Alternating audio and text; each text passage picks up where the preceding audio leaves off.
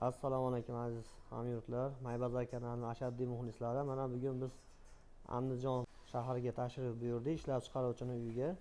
Mana usta akamiz o'zlari. Assalomu alaykum usta aka. Assalomu alaykum. Yangiliklar bo'lgan ekan. Narx-navolarida, fasonlarida bir ko'rgani.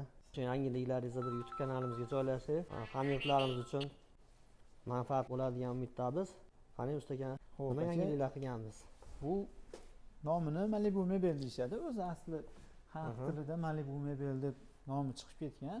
Trendga chiqqan o'sha mebel xuddi shu bo'ladi. Trendga chiqib ketgan Malibu Mebel shu o'zi ustalar tilida delfin fason deyiladi. Hop. Spanligimiz bitta komplektda spanlik, ikkita tumba, trimo shkafi bor. Shkafi bo'ladi. Spanlikni ma'lumotlarini aytib o'tsam, spanlik joy egallashi 265 ga 190 joyda egallaydi. Matrasimiz 220 ga 170 lik matras, ortopedskiy matras. Tumbasi bor, trimosi aka 150 lik trimo, 1,5 lik, balandligi 190. Hop. Ikki chekkasida eshiklari bor. O'rtasida baladoni bor.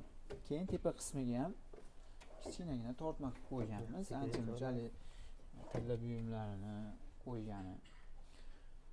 Keyin bu ishlarimiz 100% PVH kromkada ishlangan. Shunisiga ham ahamiyat berasizlar. Shkafimiz 240 joyga tushadi, balandligi 210 joyda egallaydi. Shkafda ikki chekkasi vishilka, o'rtasi polkali bo'ladi.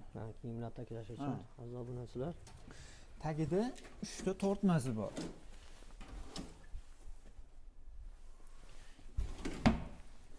Tepalarda chiroqlari ham bor ekan, yonadi bular. Tepasida plafonlari bor.